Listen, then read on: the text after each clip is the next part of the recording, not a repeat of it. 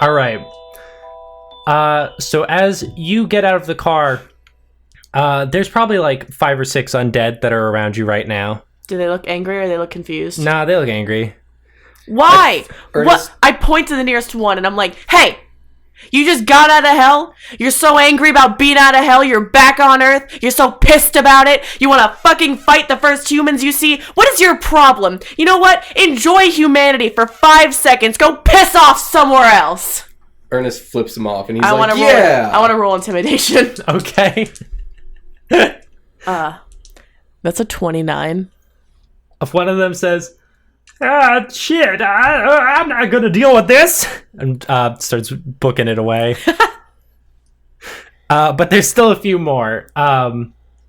Ernest says die, and they all die. That's it. Podcast over. Wow. All right, so here's the scene. There's a few undead, and they're heading towards you. They're heading towards you real fast. And there's also Stolas, who's being choked out. But you're probably going to need some kind of ranged weapon unless someone wants to fucking climb him, which I don't recommend. Hey, Max. Yeah, what's up? Is there any alcohol anywhere near here? You don't need any more alcohol. No. I think in the he game. does. In the game. Mark just wants to get slammed. I don't know if there's any nearby because it is in the middle of Prohibition. I was about to say Jimmy James might have some, but then I realized his inventory doesn't really count anymore. Yeah, no, probably not. You're going to make a Molotov cocktail? Can we be Hey, Max. standing next to an abandoned liquor store?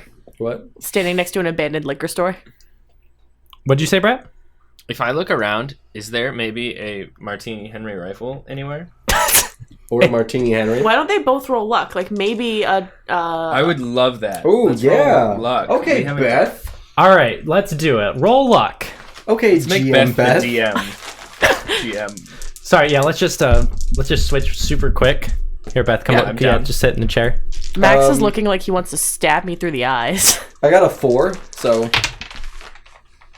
I got a 420, and by that I mean a 24. Which is a pass? Oh, that's like super success or something? Well, luck is only pass or fail. Okay, so it's a pass. All right. You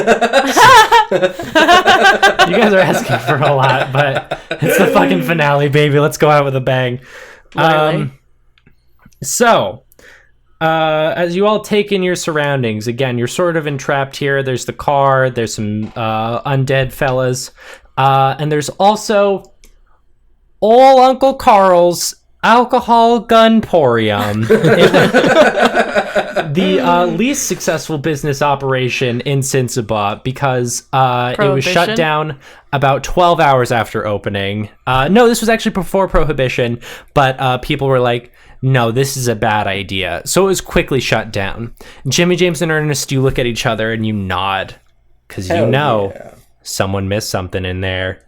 And as you dive through the door, you take a look around. Ernest, you grab a bottle of old Uncle whatever I said's famous whiskey. And Jimmy James, you see it. A rifle. A Martini Henry rifle. In prime condition under Ernest a glass steals case. Ernest, you smash the case. and Jimmy James is going to pull out his whip and be like, he's going to try and whip the thing out of his hands. He's going to try it. Oh my Okay. god. Please don't kill You me. guys are He's too going much. to try not to. He's going to really try to just steal it from I you. like how so far this has been like, oh, it's the end of the world. Everyone might die. And everyone's like, you know what I want to do? Whip a gun out of somebody's hands. Listen, That's Sal. a hard success. All I've done is yell at some zombies out of rage. Other that than was that, pretty good. And my girlfriend. Jimmy James, you call as you delicately whip the Yeah, Martini Ernest is Henry just like, rifle what the out of Ernest's fuck are you hand. talking about? I didn't know she was your girlfriend, and also she said "fuck you" to me too and flipped me off. Yeah, well, do you blame her? She's been in hell for however long. I'm sorry. If I came back from hell, my first instinct wouldn't be to yell at the people near me. I'd be like, "Oh my god!" People Maybe who it'd be to aren't be mad at the people who killed you. She deserved it. Yeah, kinda. Okay, Gemini, well, just Nye is up first. And as its first action, I'm It wants to gonna choke. cut in real quick. Wait, what is either Gemini or Nye? Nye is the giant mass of tentacles. Got it. Okay, we're good. Nye wants to choke out Stolas. Okay, as Nye's first action, it fucking smashes a building across the street from you. The rubble goes everywhere. It's pretty fucking gruesome. Dandy looks unimpressed. As Nye's second action, tightens its grip around Stolas. Hey! It's Stolas like, squawk! Yeah, something like that. And as its third action, it's gonna try and bring a tentacle down on the car. Hey, that's a lot of Is turns. Marcus still in there? Yes. Marcus! Does anyone want to do anything in response? Can I roll to get him out of there? Is there anything I can do to roll to get him out of there? You gotta tell me what you want to do. Okay, if I can see this coming down, I want to... Because I'm still outside, I was standing next to the car. Yeah. Can I, like, pull him through? Like, throw the door open and pull him out? You can roll for it. I got a 29. I got an extreme success. I don't know what a 29 is. For, like, strength? That would probably be a hard success. For you. And so a tentacle does come colliding down for... Actually, not that much damage. Okay. In fact, I say it smashes the passenger seat. Oh! I pull Marcus from the car. Yes, you do that. Marcus is like, I'm holding him to me like a terrified parent. I'm just like holding him, and I'm like, oh my god, Marcus, you gotta get out of here. Can I do it? Does Ernest see this? yeah. Ernest fucking runs out, and he's like, "What the fuck?" I point to the tentacle, and I'm like, he just tried to kill our son. Jimmy James, seeing this whole drama, says, "Now is not the time. Someone give him a weapon. We need to fight." Ernest. I point to hands the him Martini ice Henry dagger. rifle in your hands, and I'm just like, oh, look, a gun. You know how good I am with this? I'd rather give him my whip over my rifle. Actually, you know what? Ernest hands him the Luger that Ernest has and never uses. Okay. All right. So, Dandy, you are up next. I want to pull out my gun and shoot the mass. Okay. Also, I know we're a shooting at the boy, but also there's like 4 zombies around here too. So, Oh, yes. So someone should maybe take care of that as well. And I rolled to shoot the boy. The monster. Yeah. Okay. Okay. I was like, is there a little boy that we're trying to shoot? Hello, ma'am. Hey, Max. Hey, what? Did you? Critical success. Fan-fucking-tastic. Just roll the damage. Just shut up and roll the damage. Isn't it 1d8? 1d10. Oh, for shit, gun. Beth, you fool your dice. I don't even know where that went. It went in the literally cords. right there. I imagine it was probably the highest number you could have gotten, so you should go. Almost. It's a 9. Oh my fucking god. Alright, for 18 damage, you fire a shot. It somehow fucking looks like it hits a Gemini weak spot because the tentacle lashes up and is now poised to strike again. Ernest, you're up next. I shot at the... let go? Yeah, I was gonna say, I was shooting at the one that was holding Stolas. You just said the mass. Yeah, obviously I'm pointing at the one that's holding Stolas. That's the There whole was just point. one that destroyed part of the car. How was I supposed to know? Why would I give a shit about that? I've got Marcus free. The car is already destroyed. I gotta side with Max on this one. What? Fuck You didn't guys. specify. You did too, Beth. I didn't think I needed to. You always. I thought you were It's talking a about giant tentacle monster. You gotta say which tentacle. Okay, I shoot at the third one from the left. 16 tentacles down. Oh, okay. Your bullet goes flying over the horizon and you hear, no. Alright, fine.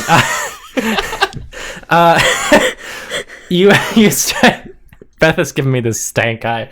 You, with a dead eye, you strike the one that has latched itself onto Stolas. It has not quite loosened its grip, but you've certainly done an immense amount of damage to it. Neato. And Ernest, you're up next. Alright, so I'm gonna You should use slicey your... dice the zombies. Yeah. You're not going to use your alcohol that you No, rolled that's luck for the big boy. Okay. And also, if he did a thing while we're all standing in a pile right here, that's kind of dangerous. Fair. All right, go ahead. So I'm gonna slicey dice with my knife and my axe. Okay. That is for the first one for the fire axe. That is a hard success. Okay. And for the second one, I use the base for the second hand, correct? Yep. So that is a hard success again. Oh, shit. What'd you get, Max? I got normal success. Okay. So, you know. Just whatever. Okay. Okay. You ready for this, Max? Yeah. 15 for the first one. What? 1d6 plus 2. 7 for the second one. Jesus. So for 22 damage, okay. So you cut 2 of them just like down. I laugh at them. Jimmy James, you're up next. You have a rifle now. It's loaded. Oh, yes, because that he fucking does. store owner was just a moron. He's gonna pop down on one knee.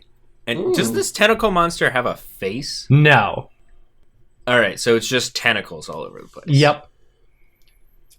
All right, I guess he's gonna aim for the one around Stolas's neck. Okay.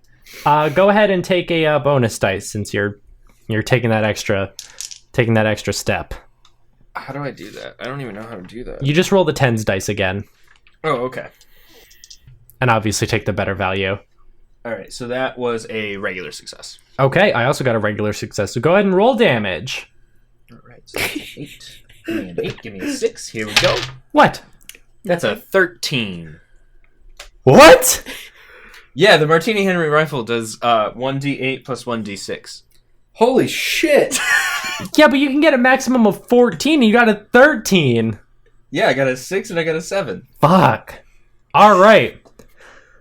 Stolas frees himself from the tentacle, and he goes, Freeze himself. Good Jimmy James lord. says. Well, that was... thank you, guys. Yeah, Oh, right. How do we stop the shit that's falling everywhere? You gotta help me get Gemini back. Where is he? Everywhere. What do we do? Help me. Just keep fucking attacking. Okay. Okay. Stolas is up next. And, well, that's an extreme success. Hell yeah, Stolas. Stolas better get 2 moves. He's a big old demon man. And he does 11 points of damage to the monster. Stolas uses peck. As he latches onto it, his singular Stolas peck. And as a follow-up action, okay, he got another extreme success and does 6 points of damage to the undead as he sweeps his wing down. At this moment, the 4 of you are greeted by a humanoidish owl figure in a nice tux who flaps down and says, "Hello, everyone. Oh shit, what up, Demetrius? I'm so glad you knew it was me. Was it the tuxedo?" Yeah. Who the fuck is this guy? Remember the owl I talked to in the car? No. Yeah, I talked to a... Okay, this is He's the a one... demon. Yeah. What can I do to help? Do you want to fly up there and attack the white thing? Rightio! Neat. Neatio.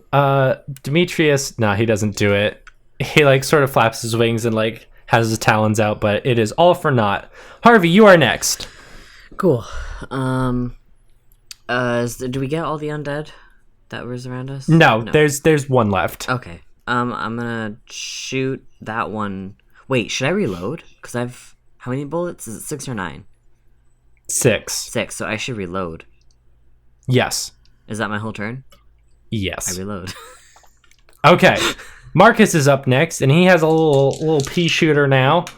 And he fires it wildly into the air. It's like, oh! God, you guys make this look so easy. Marcus. Aim. And Naya's up next. Oh, no. For its first attack. It's going to attempt to wrap itself around Stolas again. And it doesn't really do as good a job as it did last time. The two are now sort of wrestling in the air. Second action, it's actually going to come with a sweeping motion with one of its smaller tentacles and try and hit all of you. Oh, boy. So I'm going to need everyone to roll dexterity. Cool, I'm gonna fail. Oh, poop. I got a extreme success. I got a success. I got a hard success. I failed. Oh, no. I knew I was gonna fail. Okay. Well, fortunately for you, Nye also failed. Oh, thank God. Marcus Appleton got a critical success. So does he, like, jump and then also shoot it?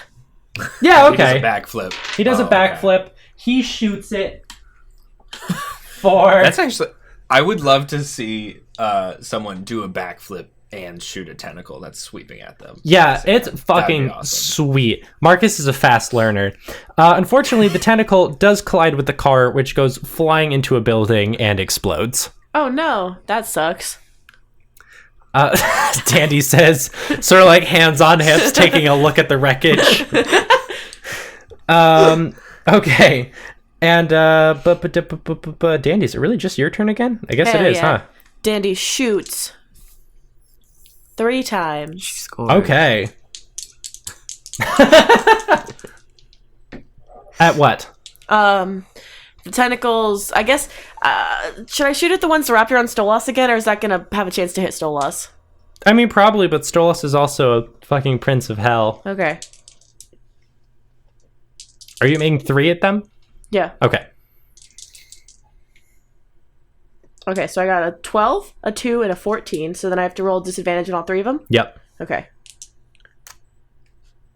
Okay, well, one's a failure. Okay. Still success, and okay. So, hard success, extreme success. Okay. I also got an extreme success, so one of those hits. Amber, sorry. 6. Okay. So you fire another bullet into Nye. Ernest. Ernest, they're still zombies, correct? Yep.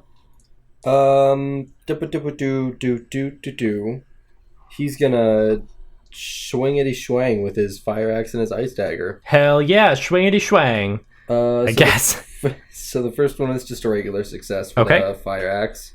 Why did I put my dice away? Second one is a hard success. Guys, I really have to pee again. Mark, what the fuck? Dude, okay, so you know how after I had kidney stones, I had to pee all the time? Yeah. It's like that again. I don't know why. I don't know. I hope you don't have kidney stones again. Yo, I would fucking cry. Because that hurt. I'm terrified of getting kidney stones. It was so when I had kidney stones, I thought my appendix was gonna burst, and then I went to the hospital and they were like, "Yeah, no, you just have kidney stones." Oh, quote unquote, just have kidney stones. Yeah, they were like, you passed the kidney stone at work, so you're all good to go home. And I was like, no, please give me something. Jimmy James is up next. What do you do? Oh, so Jimmy James is gonna ready his weapon, but while he's doing that, he's gonna turn to Demetrius and he's just gonna say, "Hey, you! I got a real important question for you. Oh my god. Of course. What happens if we kill this thing?" Oh. Well, you can't really kill it. It would be very difficult. The only prince of hell that's ever died was Papillon, and that was through extremely specific circumstances. No. Cool. What happens if we get rid of this thing? Well, Stolas is going to bring it back down to hell, and after that, things should slowly revert back to normal. Are all the Alright. so wait, people who came here from the other side, are they gonna go back immediately, or is it gonna take some time? It will. This is not an immediate cleanup by any stretch of the imagination. So if there's like our friend Jimmy James here and our friend Harvey here, who are both technically dead, they still have time before they go back. Of course. And like say a person who came from heaven also probably. Of course. Oh my god. But at the end of the day, we're all going back. Yes, me and Dandy included. No, I'm not. My wife would kill me. Dandy, we gotta go to hell. I don't want to. Yes, Mr. McGrath, that is correct. Listen. Stolas. Maybe. Well, I'm not Stolas. Fuck. I meant Jimmy James. Jimmy James. Maybe for helping Stolas drag this bitch back to hell, you can like sweet talk him into like letting you and Janet, if you so wish, go with Harvey wherever the hell Harvey ends up. Probably. It's not just us. You know how many people I've been with down there? There've been people I've murdered that I regret murdering because they're down there. And Okay. there's so many more people who are worse off than me that are up here now. Okay, I don't know what you want from me. I do not control your circumstances. I was just making a suggestion. I know you don't, but Stolas does. Then talk to him when this is over. And stop accusing him of cheating. Who cares if he cheated? If you want him to do something for you, stop yelling at him. Because I don't trust him. That's why I accuse him of cheating. His whole goal is not to help the world or help us. I think his goal is to get more of us in hell. And I don't want any more of us down there. This is a conversation we should have after. After is too late. Well, what do we do? Are you going to try and kill both of them? Because I'll tell you right now, I don't really want to try that. Could I interject here? What? What? Oh, I don't know. That just sounded like sort of the thing someone would say, and then someone would make a furious and in-the-moment action. I just... Well, I like this guy. Well, Jimmy James, out of character, Jimmy James, it is still your turn. What do you want to do, my dude? I don't know. I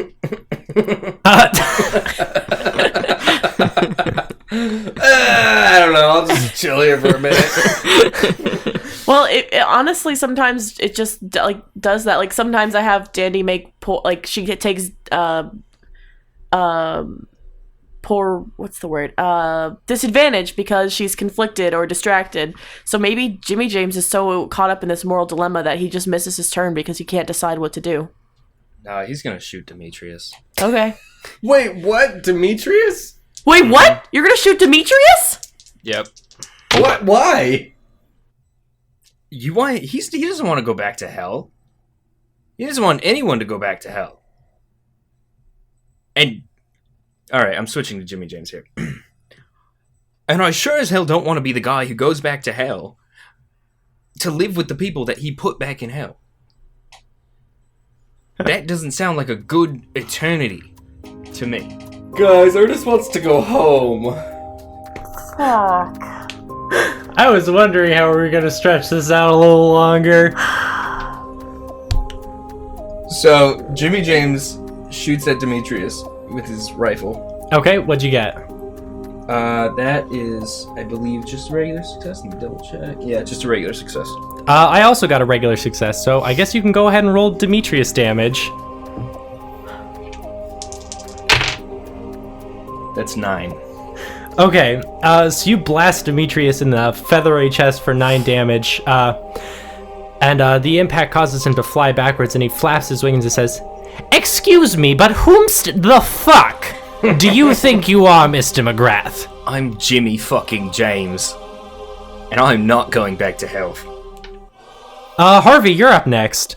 You are, not completely involved, but you are witness to this, this exchange. Good God.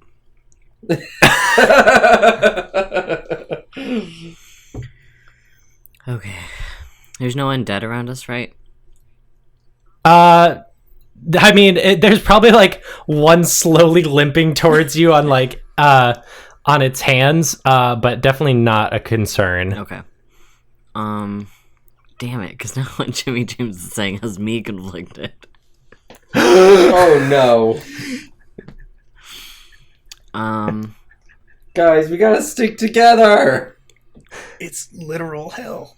See, it seems to be the two people that have gone to hell against the two people who have not gone to hell. Yeah, because Dandy's trying to save living people. We're trying to save souls. That doesn't mean, just because they don't have bodies doesn't mean they don't exist. I'm not saying they don't. I'm just saying her reasoning is that, like, okay, yes, sure, can be a thing you figure out later. But you know what? You're not just going to rewrite the afterlife. I don't even think Stolas has control over that. Like, you're talking about a huge thing that, like, none of us, I'm aware of, have any control over. We actually do. If we don't do anything, we've rewritten the afterlife. It just sort of becomes whatever this is. We don't have to worry about going to hell and being doomed eternally for a few mistakes in our lives. We can live, maybe not in the best of way, as he points to a zombie that is slowly walking towards him. But we can actually not be tortured and have to feel the worst pain in the world and just lie there as we just want to die, but can't. I don't think I gave my life for us to sit here and argue about this. I want to trust Stolas in this situation, that he's trying to do the best for this situation. Dandy's jaw is just hanging open as she stares in fucking utter shock. And she's like, why the fuck did you even help us defeat How Evil if you were just gonna turn against us like this? Because I didn't know how this would all turn out, alright? I was told to run, and I was told from that moment on just to go along with you guys, and I was, but I can't go back there. You get that, right? I'm just trying to save anyone at this point, and I am not gonna let that thing keep fucking up this world, because I point to the white shit that's falling everywhere, and I'm like, if that keeps up, did you not hear the fucking demon you just shot? If those things don't stop falling, they're going to wipe out what's left of humanity. I haven't been a part of humanity for a while, and I'm not going to be a part of humanity for a long time. So I'm with a lot of dead people down there who are just suffering all the time. So no one else matters? Hold on, no alive on. person matters anymore? Dandy. There are a whole lot more dead people in this world than there are alive. Harvey, it is your turn. I hope you've been thinking about what you're going to do. Yeah, no, I have been. Listen, if we don't take care of Nye right now, there's not going to be anything to save on either side.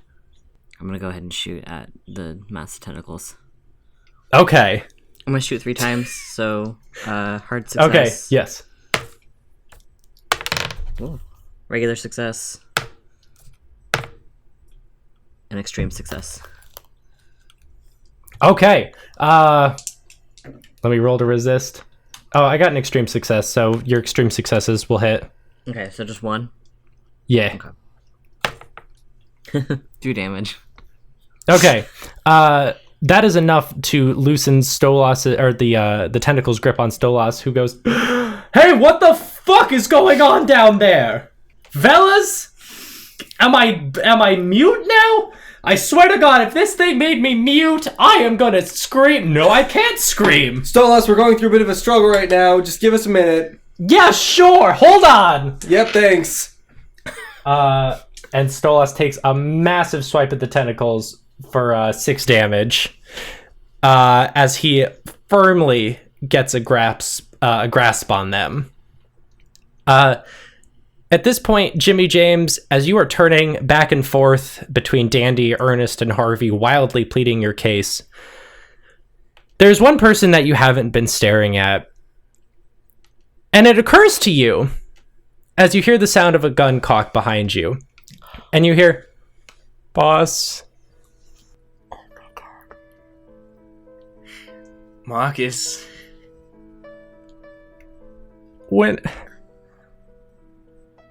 Marcus, you don't get what it's like down there. I know. I could never. But your family. You. Dandy, Ernest, Harvey. What you gave me was hope. It was something more than servitude and living a life of misery. I can provide for my family, and I have you to thank for that, Jimmy James. My brothers and my sisters, they thank me when they get the money that I can send them because of you. How are you going to look at my brothers and sisters? How are you going to look at me when everything is destroyed? And it's all because of you? Boss. Don't. Marcus, I'm sorry. I have my own family now to take care of. No. I'm sorry. And he's gonna pull the trigger. Oh my God, Marcus! How does Jimmy James react? He's gonna dodge. Okay.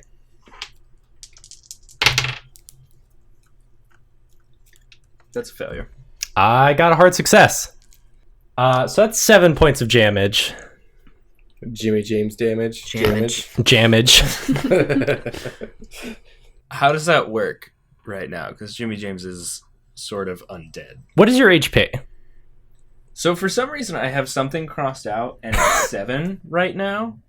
But I don't know. I feel like it's got to be 7. So that means I'm at 0. Okay. I'm also going to say, because you're undead, Marcus blasts your whip hand off. Just that hand is now gone. And he says, right. "Oh, fuck. Oh, fuck. Oh, no. Oh, God. I'm sorry. I didn't mean that. Oh, Jesus Christ." So am I dead now, or is Jimmy James still alive? No, you're not really dead, but you are seriously, like, wounded, and also you'll be taking penalties depending on what sort of roll you want to make. All right. All right, we just need to calm the fuck down right now. All right, you know what? Like, Marcus, go take a really deep breath and just relax. Whose turn is it in the lineup? I think we flip back over to the top. Okay. So if you guys do want to, like, talk, please feel free. Okay. What the fuck? I know. What the fuck? And Jimmy James, I mean, listen, dude. I'm not saying, like, fuck all dead people, because you know what? I have absolutely no like, misconceptions. I know when I'm going to hell. I've done a lot of shit, and I've been responsible for a lot of things. I don't really want to go to hell either, but I don't have any, like, I don't believe in any fantasies that I'm gonna go somewhere nice. But you know what? I'm still alive, and everyone I know and care about is still alive, so I'm sorry, but I am not on your side on this, and I'm gonna shoot at Wabugnai. Okay. I thought you were going to shoot Jimmy James. I was No, like, no. I was like, no. oh shit. No, that's a little too much for me. I got a hard success. okay. I also got a hard success, so roll damage. I got a 4! Okay. So you take another chunk out of Gem. And as that happens, Stolas wraps his wings around a huge pile of tentacles, and then he starts pulling. Oh, God. He's like, "Yeah, this is gonna take a minute. We gotta get back to the hole." Where is that? At the hotel. Hotel. Oh! Ha ha. Ha ha ha ha. Thanks. Stolas, now is not the time for funnies! You're right. And as he, like, sort of wrangles this mass in one arm, he holds out his wing. It says, "Does everyone want to hop on? Everyone who's not a dick?" Don't call him that. Listen, he's just going through a lot right now, okay? We're not calling names.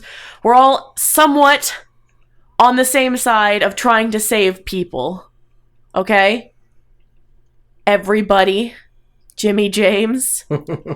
As you all hop on, Jimmy James backs away and says, "I just want to remind you all that where you're all going in the end is going to be hell. And Stolos is one of the people who controls hell. He has power, but he chooses not to use it because he cannot be trusted." And Jimmy James walks away. Are you really not coming on? I can't help you guys any further. I can't stop you. I've already tried that. But I refuse to help. Okay. Cool. Let's go, everyone. And Stolas, with the 4 with Marcus Appleton, with the 4 of you helping to sort of keep the horde at bay, Stolas pulls the huge lump of tentacles back down the block, and he starts shoving it. In the mirror? No, not in the mirror, in the hole he created in the street. Alright. Fuck, I don't know about the others. Dandy looks positively nauseous. Oh, Ernest is fucked. Harvey up looks right now. exhausted. Yeah, and like at first you're like cheering, and you're probably like, "Yeah, Stolas," or maybe you're not. I don't know. Oh no, I mean No. I'm really rooting for Stolas here. I'm not really. I'm like, I'll like pat his bird feathers, be like, "Yeah, you got this," but like the reason I like nauseous is because of the situation with Jimmy James. Like, just the absolute conflict here is making her sick. I'm silent. That is completely fair. But yeah, so as you guys sort of applaud and cheer just a little bit, the process drags on. Yeah, I said it earlier, fucking state lines. Felicity was in Massachusetts. Oh, yeah. So, I mean, like, after a while, maybe Danny, you're like, whoa.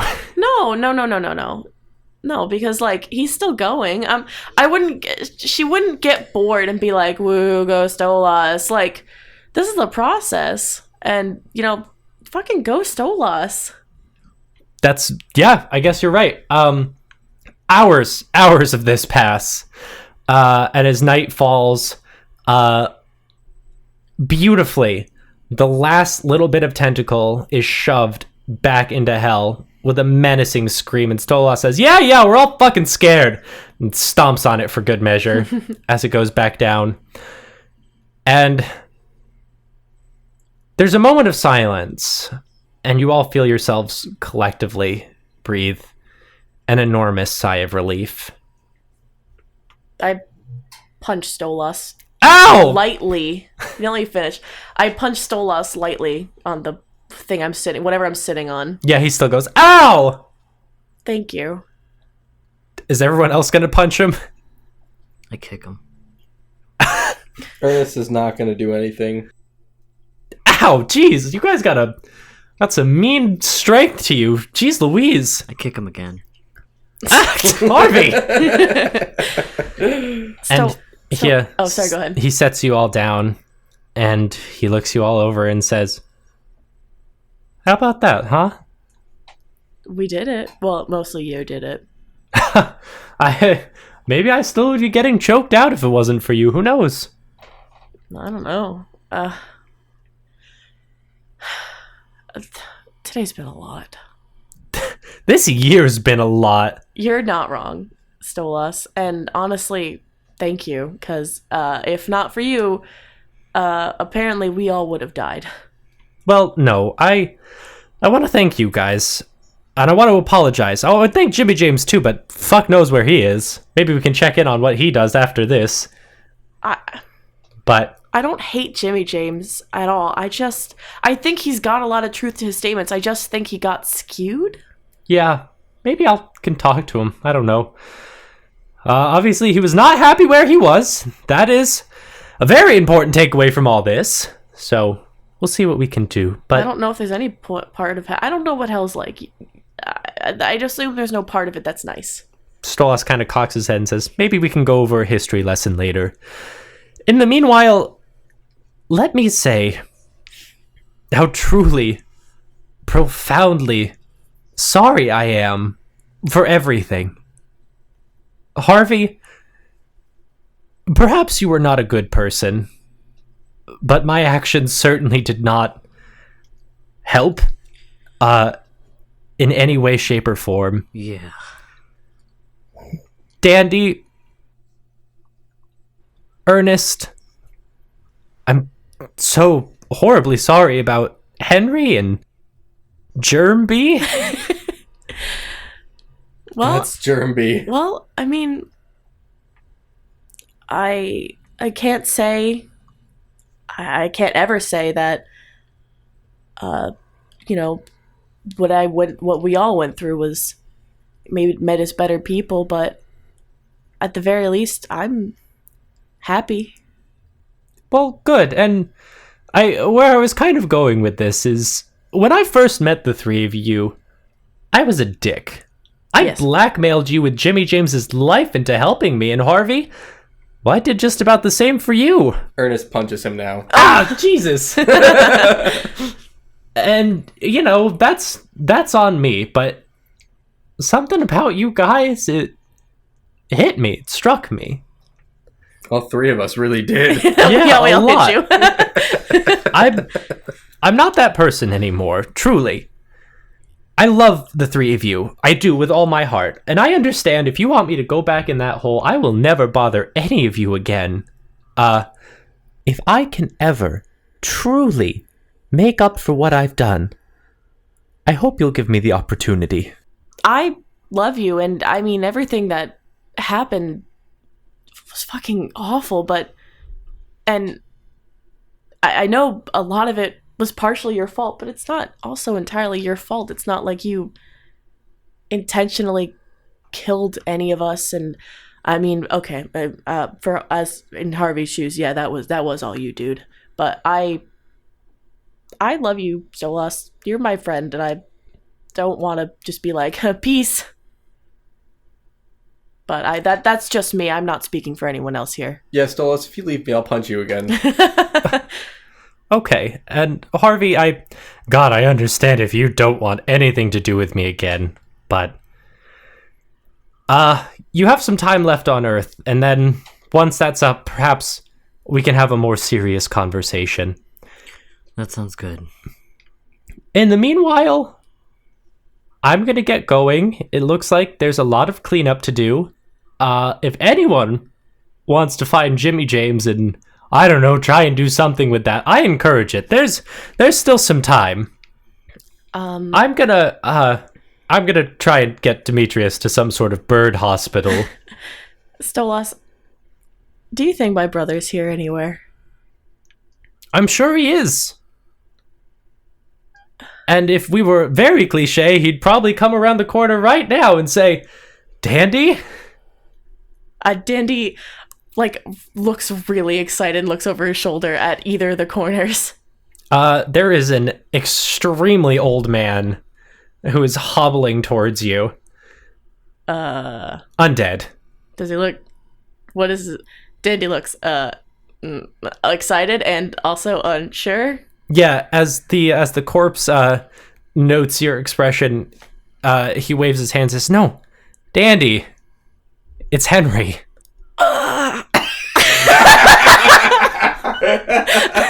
Stop. She all the blood drains out of her face. She's like, wait, really? Yeah. And Stola says, fuck, we are cliche, huh? Oh my god! Is he small? What? Is he like a tiny old man? Yeah. Yeah, she fucking scoops him up. She's like, oh my god! Oh jeez. Fuck. Wouldn't it have been really funny if he was like, no, I'm just fucking with you, I'm not Henry. Tries to stab her. The true ending of this isn't normal. I don't think I would ever recover. That's completely fair. I mean, she's crying, and she's like, "Oh my god, I'm so glad you weren't a white blob on the street." Henry kind of punches you and says, "I asked you not to get involved in all this." That wasn't my fault. I point at Stolas, and I was like, "This bitch wiped my memories." I know, I was kidding, bud. Okay, I put him down. Jesus, I don't even know what to say. Oh my god, Henry, I got married. Yeah. How about that? My little sister all grown up. You're so small and old. Shit, I don't know what to say. I'm so happy to see you. Stola says, yeah, I'm gonna bounce. Henry, it's been nice seeing you again. Have fun. You have a few days. Make the most of it. Fucking party. I don't know. And Stola hops back into the hole. Bye. Does it close? Yeah. Just like that. As you all stand around, just taking in the horrible destruction caused by Gemini. God. This sucks. Does anyone try and find Jimmy James? Also, what is Jimmy James? Where does he do? Where does he go? What does he do? Hold on, I'm chewing a pistachio. Give me a second. Jimmy James is on the side of the street eating pistachios. So, Jimmy James kind of wanders. He goes to find Janet, definitely. See what's going on with her. I don't know what's going on with her. Okay, so as you wander away, kind of aimlessly, you don't super have a direction to go in. But you stop by when you see her, and she's just staring at a building across the street. And as you go over to her, you see that she's looking in on a woman cradling a small, maybe 1-year-old infant. And Janet looks over as she sees you approach and says, "Holy shit, you scared the fuck out of me." Sorry. I It's been rough. How'd it go? I tried to stop him. Stop all this? I tried to keep him from sending us back. Jimmy James. Would you really want to come back here? You died. I died. The damage is done. Our families, they'll never take us back. We're fucking undead. This isn't a life I'd want for my daughter. But do you really want to have to spend the rest of your life hoping you never see your daughter again? No, but... Fuck, Jimmy James, I already made that. I dug that grave and I'm laying in it, literally. I know. And the two of you watch as the mass begins to get pulled away. And Janet says, "Do you know how much time we have?" No clue. She gives you a wry smile and says, "Do you want to make the most of it then?" Yeah, let's do it. She holds out her hand. He grabs it. And she starts fucking throwing rocks at a building. Oh my god. I love Jada Jingleson. He pulls out his rifle to show it to her. She takes it and breaks some glass and says, "Let's go on a fucking looting spree." I don't like Jada Jingleson anymore. No, I love Janet. Jimmy James turns to her and says, "I love you." Love you too. Let's fucking go. As she starts... she dives into the building. God, I'm so torn. I do low-key want to go talk to Jimmy James again after this, but I almost feel like it's appropriate that we don't. Yeah, he just kind of has his own thing going on, and I don't really know what we'd say to each other anyway. Yeah, I think that's a good ending for him. Are you okay with that, Brett? Yeah, totally. Okay. Let's head into Epilogue Town. The next few days are unfortunately a blur. There's a lot of celebrating, there's a lot of partying, lots of hugs. Johnson and Harvey, I'm sure, share a few dates since they get an extra little bit of time together. Go Harvey! Yeah. And there's a lot of cleaning up to do. God damn it. I mean, a lot. Ernest bounces. Now, Ernest, I wanted to... You're the first person I kind of want to wrap up here. Ooh. Because before everything happens with Harvey and the undead are really sent back, most of them are just kind of wandering around aimlessly. The city has declared a national homeless problem. And there's a knock at the hotel. Jeremy. All right. Does Ernest answer the knock? You tell me, bud. Ernest runs to the door and he flings them open. You see Scooblop Garbles staring at you. What's up, Scooblop? Howdy, Ernest. He wants coffee. What's going on? I'm here about the tentacle thing, the Halloween prank that you pulled. Oh, you're getting arrested. Ernest. Yeah, what's up? I am here to formally relieve you from your duties as a city council. I'm getting fired? Hold up. Nah. Ernest. Let me talk to the mayor. Ernest. Nah, what's up, Scooblop? Ernest. Yeah. 500 people are in the hospital right now as a result of your early Halloween goof. Did I say I was in on it? You said it was your idea. Fuck.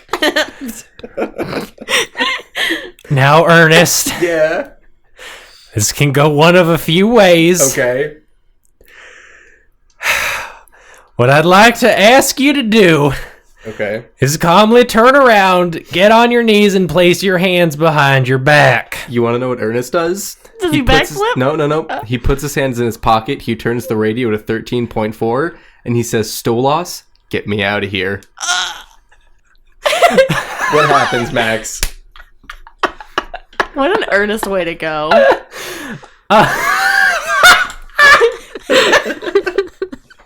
do you want from me? Okay, what does Stolas do with me? Harvey's Realm still exists. Oh my god. It's true. Ernest Hawthorne is blinked out of existence. And Scooblop turns wildly and says, "What in fucking tarnation? Where'd that boy go?" Howie, who has spent the last few days recovering, but has insisted that she return to work immediately, standing behind the reception counter, shrugs lazily and goes back to filing some papers. Scooblop sputters, horrified, confused, and then goes back to the police station to place a bounty on Ernest Hawthorne. Oh my god, dude! What do you do? Like, I mean, we'll go over it in the epilogue, but like, Jesus! I'll tell you in the epilogue Okay. what happens with Ernest. Okay. Ernest out of the picture now, I guess. I want to make it clear that he lets Dandy and Harvey know what happens to him. Well, yeah, I'm sure like whatever Ernest and Harvey and Dandy are doing, I'm sure Stella's like, "Hey, Ernest was up for arrest, so I just badooped him out of there." Yeah, basically. He has Captain Punch with him, by the way. Oh, yeah, so he's got some friends. Yeah. About a day later, Harvey, you feel it. It hits you like a wave of nausea. And you realize that your time is just about up here. Cool. Cool. I want to go and find Howie. Okay. You find Howie at reception. Okay. Am I like obviously dying, or am I just like don't look so great? It's mostly on your end. I mean, you probably don't look super great, but like you don't have limbs falling off you or anything. Okay. Howie. Hey, Harvey, what's up? Hey, so I don't know how much was explained to you about what happened. Yeah, I sort of know what's the gist. Why? Do I need to call an ambulance? No. I swear to God, we will resuscitate An you. ambulance isn't gonna do any good, Howie. Okay, what? What is it? I want you to have the hotel. What? Yeah. Oh my god. I think that you would run it really well, and you have a good passion for it. Okay. Can Louisa Super co-own it with me? Because I never went to business school, and I'm pretty sure she didn't either. But I think together we can BS it enough to make it good. Louisa can absolutely co-own it with you. Okay. And she sweeps you up in a big hug. Why does everyone pick me up? Because he's tiny and Howie's 6 feet tall. Can Ernest have one last thing he does before the epilogue? Okay. After I wanted this to happen before Harvey goes to Howie. Okay. And I want Ernest to just boop back into existence right in front of Harvey and just give him one last big hug and then boop right back out. All right, you do that. Do you do that for Dandy too? Dandy hasn't gotten to do anything yet. I know, we're getting there. I'll take my part when Dandy's part comes up. Okay. So having passed off the hotel, is there anything else you want to do? I want to go up to my room. Okay. And I want to write a letter to Charlie. Okay. Okay. And I don't know, I know he's a mayor of someplace, right? Yeah. Do you remember what the mayor? A town in New York. Yeah, A town in New York. Would I know that town? Because I think it was told to me. Yeah, I'm sure you do. Okay, cool. So this isn't like totally far-fetched. So No. I want to write him a letter, and I'm not gonna like, read it or anything, but it's just basically explaining. Like, No, I want you to read it. No, it's not happening, Max. Sal, this is our big finale. It is. Read the fucking letter. No. Sal. I don't have anything like pre-prepared. Neither does Harvey. Roll with it. Oh God, no. Like, dear Charlie, I'm sorry I murdered someone in front of you. Did you say murdered? Yeah, I did say murdered. I like Dear Charlie, I love you. Brett, where the fuck did you come Bye. Jimmy James boops into existence and he's just like, hold on, I got this, guys. I'll be really romantic. It's not romantic at all. Oh no. All right, well, tell us then. I'm not gonna read it. I'm sorry. Okay, we'll just have an air of Cannot mystery force on the me letter. to. It's basically the letter is just addressing like a formal apology and just letting Charlie know that Harvey's moving on and things are going to be better. Just some extra closure. Excellent. And he sends that out, and that's it. And then you drop dead right next to the mailbox. Oh God! A child screams. Probably drop dead in my own hotel room. Well, you had to mail the letter. Oh, I feel like I'd give myself enough time to like mail the letter and then make it back to the hotel and then drop dead. I feel like Harvey is the type of person that wouldn't bide their time well enough. They'd be like, "Oh God damn it!" and then they drop dead next to the mailbox. And as you do, Harvey, hundreds upon hundreds of these homeless vagrants who are also undead also return to the afterlife. Oh, jeez. The newspapers have a fucking field day. Harvey, you stand in a dark forest. There's a cool breeze blowing, and before you is a small cabin. And you hear a voice behind you say, "Hey, bud, welcome." I turn around. So you're dead. That's cool. Yeah. This is my realm. I wanted to offer you a choice, Harvey. I know in the past I've made you a lot of shitty deals, That's true. This one I'd like you to hear out.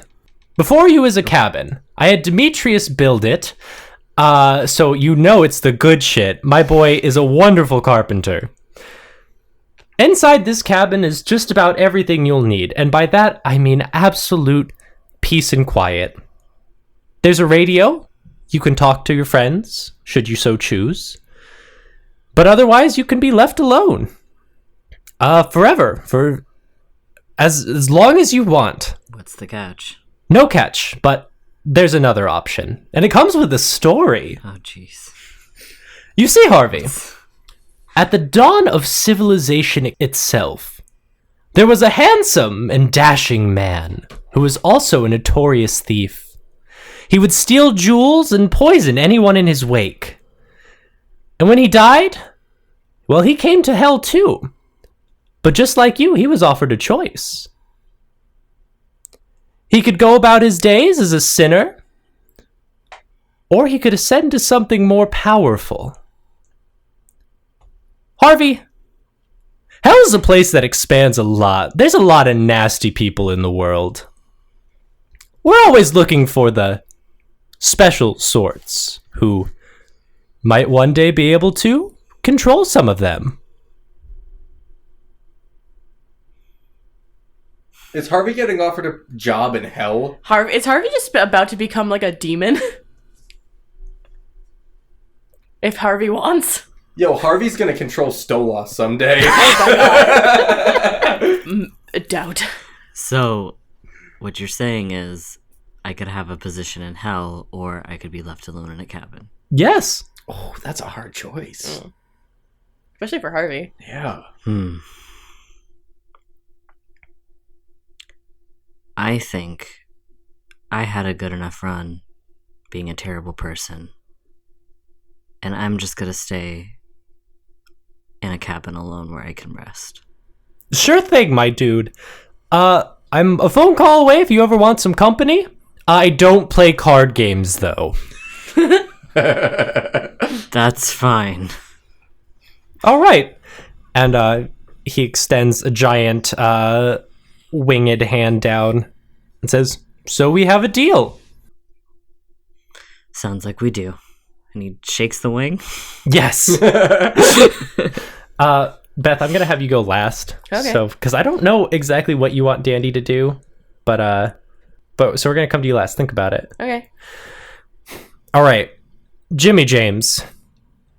You and Janet return to hell.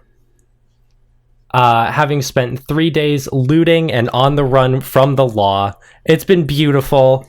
It's been tragic. And eventually your body just kind of gives up and you keel over. And you're back. And you see your community. You're sort of not really friends.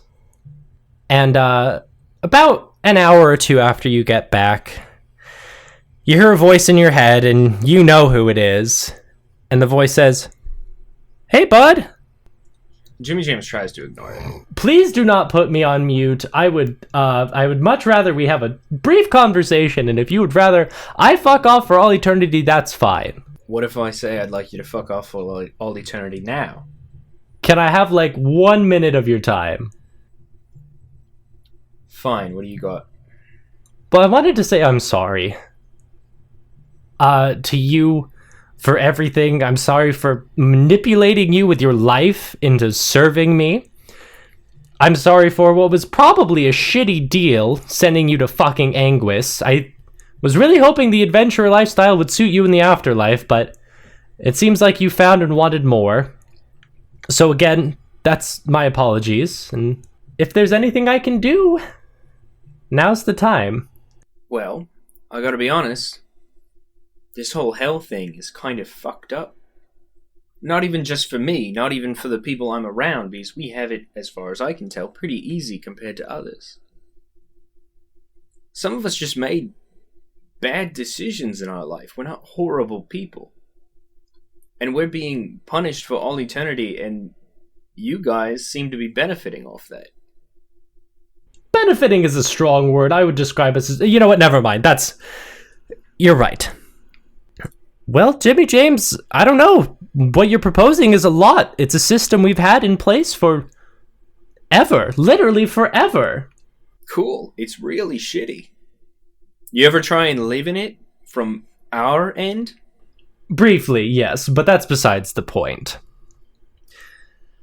Perhaps we could have a talk over tea, no cards.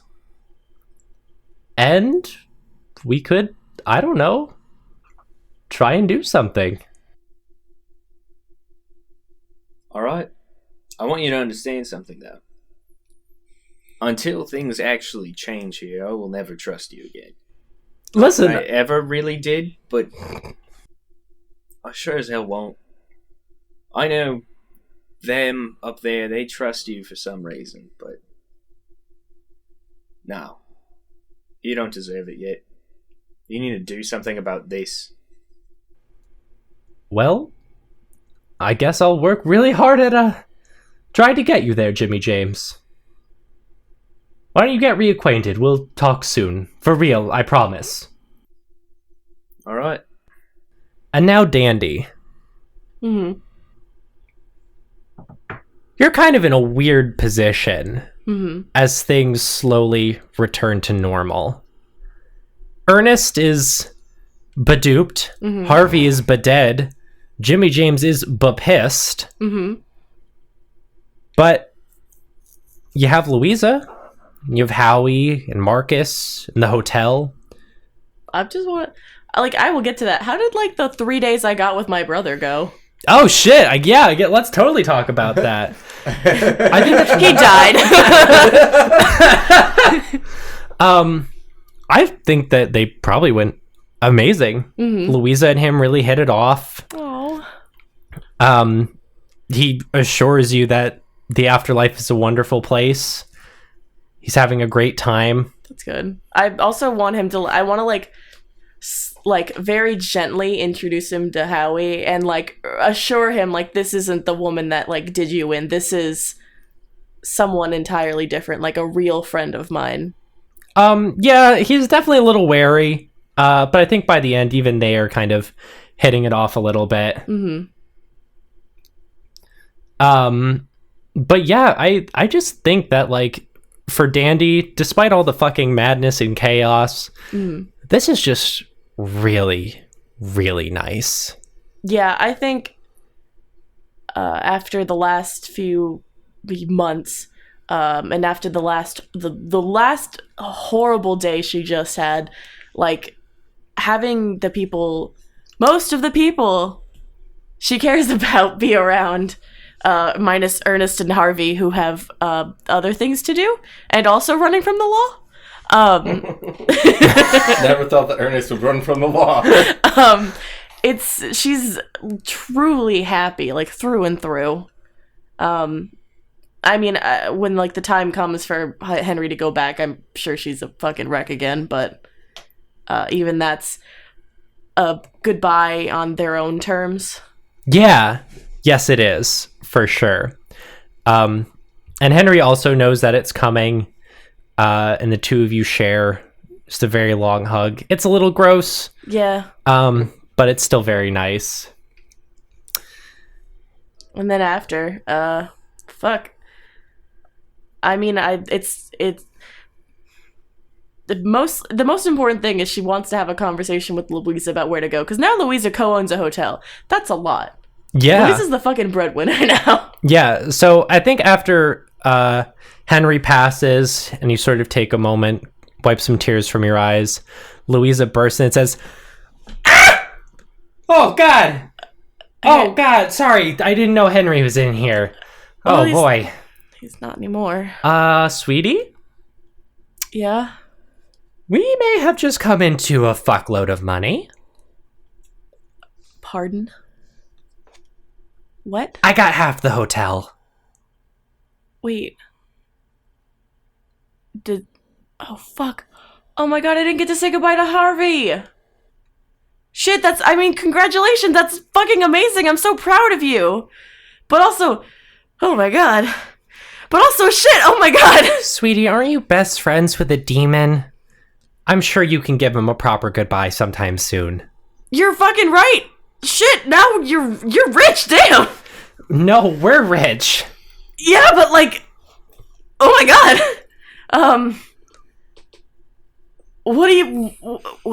What do we do? We talked for about 3 seconds about settling down somewhere, but I mean, I don't know where else we can go if you own this place now. Who else got the other half? Howie. Good for fucking Howie. I know, right? Oh my Girl god. earned it. She's put a lot of time down at that front desk. You know what? So have you. You were in this place too. Sweetie.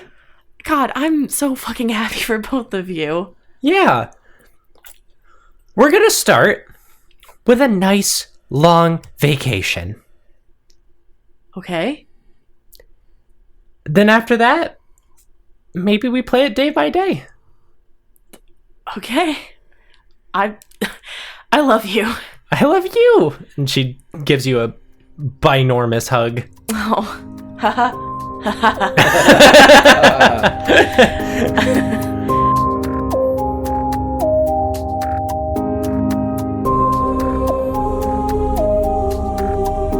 Hi everyone. It's Max here for your finale. What's up? Thank you guys so much for listening to Don't They Know? Our season 1 finale. My God. We did it. We did it. We did the thing. Podcast over for real this time. No, of course not. God, I don't even know what to say, but also there's so much to say. So I guess let's start with the thank you. Thank you guys so much for having come on this journey with us. This particular journey, of course. Of course, this is a finale. There is finality to the finale. This is the end of a journey, but I've said it before, and I just want to reiterate that, my God, are we not going anywhere? We have so much good stuff planned for you guys, and it's all coming up very soon. So, I guess let's talk about that. Next Monday, love getting my calendar up because I don't prepare these very well. Next Monday, May 6th, there will not be a new release. However, Discord users, members of our Discord, which you can find on our Twitter, that's at @TIN_cast. I'm sure you already knew that because I plug it every freaking week. So members on Discord are going to have the first chance to listen to a sort of Q&A, not a sort of Q&A, a Q&A that we're doing to answer questions about the finale.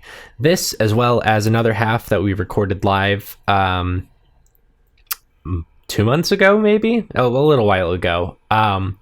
Those two combined are going to come out sometime during next week, probably the 8th or the 9th, I would imagine. So you can look forward to the Q&A then. Of course, there will be lots of other good stuff going on. The day tomorrow, the 30th? Yes, the 30th of May. $5 and up patrons will get an exclusive look at season 2, which means you're going to get to hear about the cast and characters, the setting in a little more detail. It's going to be really good. And then May 13th, we just hit it at you. So if you're disappointed about, no Monday release next week, think of it this way. There's going to be like 2 releases within 7 days. And one of them is fucking season 2. Holy shit. It's going to be amazing. So now that we're here, now that we're sort of at the end of this wonderful, beautiful, incredible, horrible journey, it would mean the world to us if you would tell a friend about the show. Please. We did all this. We made this. Just tell a friend. Just please help us out. We just did all this. We're all very tired. We want a nap. So go tell a friend about us while we're napping. That would be awesome. Hey, it's always a good time to plug Patreon. Patreon.com/tincast. That is our financial aid. That is how we keep this show greased up and ready to run. The support you give us is incredible. Patreon helps us on a more, I guess you could call it a more personal level, where, we are able to run the show through your support without it being a drag on our bank accounts, which is incredible. We are super grateful. I never even thought we'd make it that far. But it keeps growing and it keeps expanding, and that is wonderful.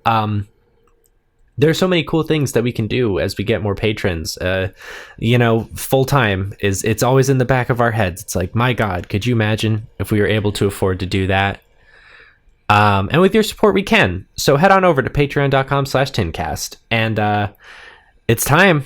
It's time to thank them. The last time we're thanking them in the official season 1 lineup. Here they are. You ready?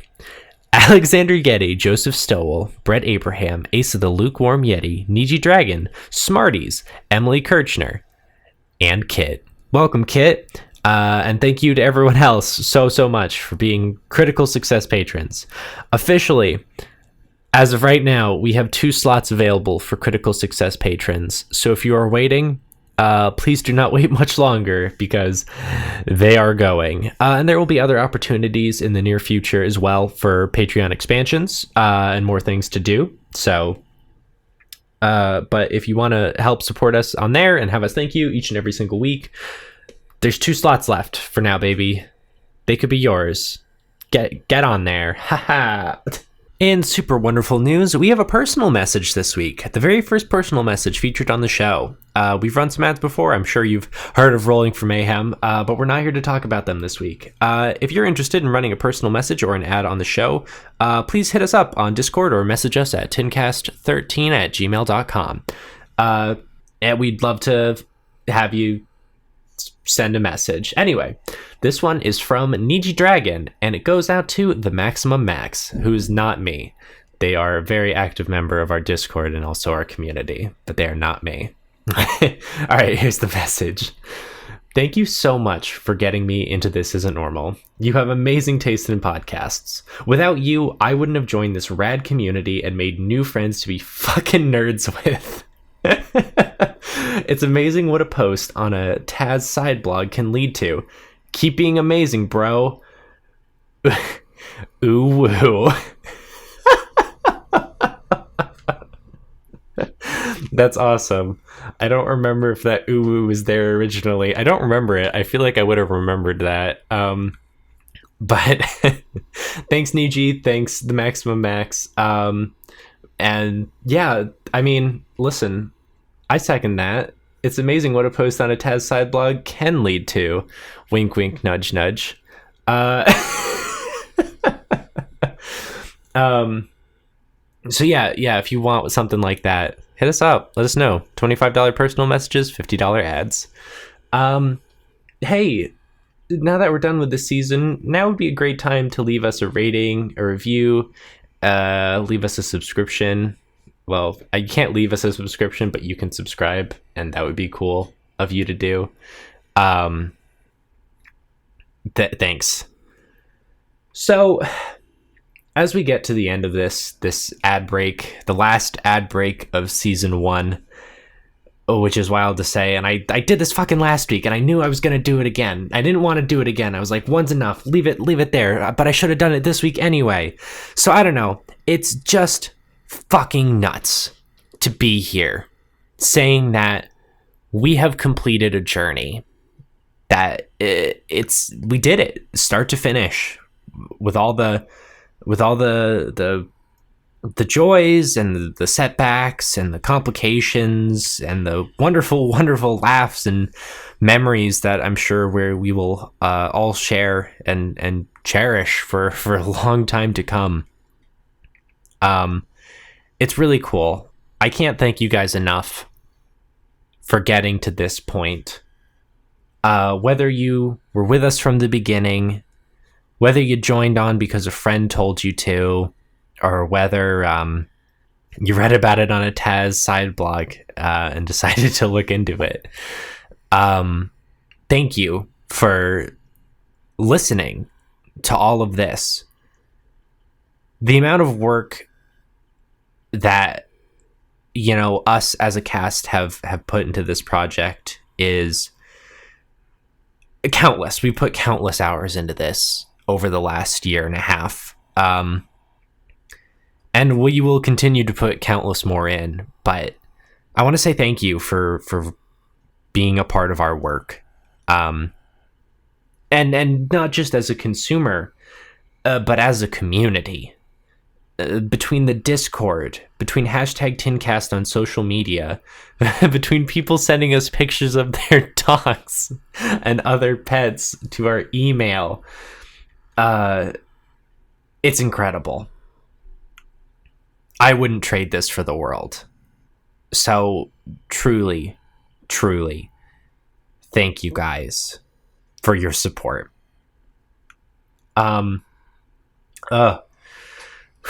Okay. On that note, why don't we get back into the madness?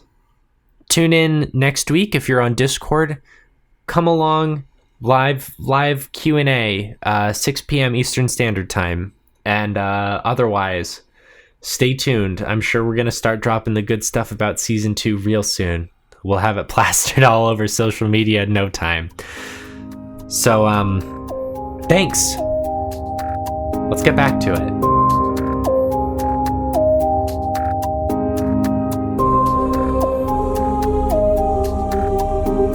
We cut forward 1 week.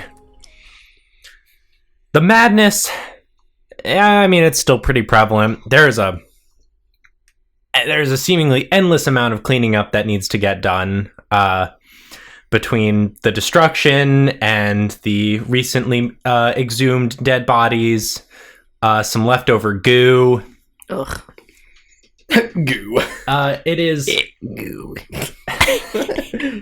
Thanks, guys, for making this easy on me. Yeah, Max, I love you. Yep. Okay. Anyway, but we cut forward a week to a very special event that Beth and Mark wanted to do, and I kind of want you guys to do this. Okay. Well, it's been about a week since everything went down, and also since you dipped out. Mm-hmm. And Dandy watched you go, so she knew that you were elsewhere, but a week's passed and you haven't come back yet. It's not like she's been talking to Stolas too much with everything that's been going on, and she's worried, really worried about you, but she doesn't know how to contact you, so she just spends that week trying to get everything settled with Louisa in power now. Oh my god. Louisa in charge, losing her brother all over again, and losing both of her best friends in one day. Well, technically all three of her best friends in one day, if you think about it. Shit, that's heavy. Well, I mean, Ernest has been looking for a good opportunity to let Dandy know what's been going on. I think once this week passes, he kind of figures out what he wants to do. And where is it's about 2:30 in the afternoon. What's Dandy doing at about 2:30 in the afternoon? I imagine she's probably up near the top floor, just sort of fixing some of the rooms that had gotten like fucked up from the limbs and stuff. Okay. Because she's grown pretty handy dandy. So in a week, in a week, I mean, she's like, worked 24/7. If you just like, if Louisa hands her a broom and she's like, "Can you just like clean this area up?" and then like Danny's like, "Sure," and cleans it up, and then Louisa's like, "Can you like maybe fix some of it?" You're gonna fucking learn how to fix it. That's true. So in between going from room to room, I like to think that there's like a little plant at the end of the hallway, and you just see somebody behind the plant. Danny pulls out her gun. Hello? Dandy, put down your gun. Ernest? Oh, shh. Ernest? Yeah. Oh my God, Ernest puts her guns down. She runs down the hallway. She's like, Ernest, oh my God, I'm so glad to see you. What are you fucking doing? I came to say goodbye for now. Goodbye? Yeah. Well, you saw what went down the other day. With Scooblop and everything. Listen, I can beat up Scooblop. Yeah, well, we all could pretty easily, actually.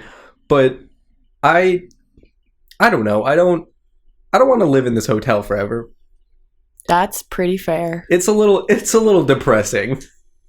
Yeah. Look at this dead plant, and he points to the plant next to him. It wilts 10% more. Oh, God. I mean, I understand. I kind of making myself a place here, but at the same time, like, I'm mostly just here for Louisa at this point. So I understand, but like, where are you going? Are you leaving Sinzaba? For now. Okay. At least for now. If I stay in Sinzaba, I feel like I'm going to be on the run from the law.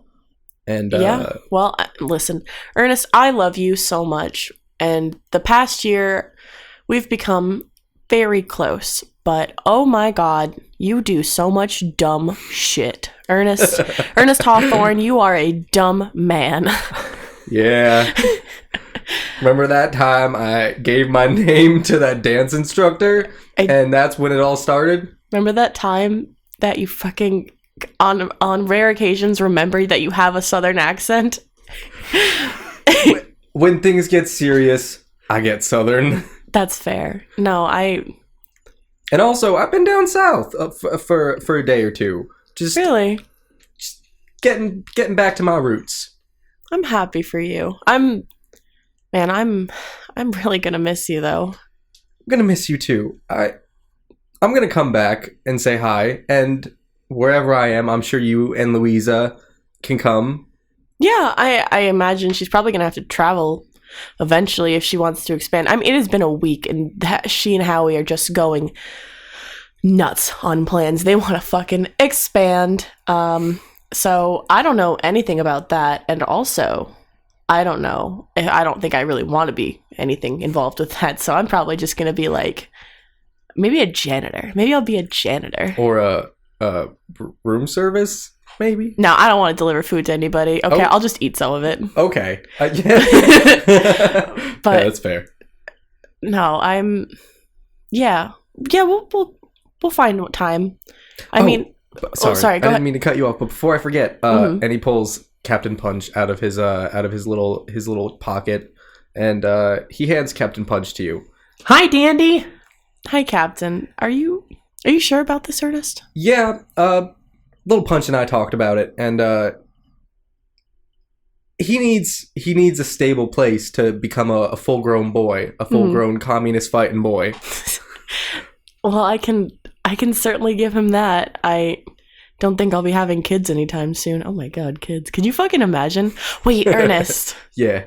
If I have kids, will you come back just to like be like their weird uncle? Not for like permanent stay town, but like, can you come can you come back and be their weird uncle? Wouldn't that be fun?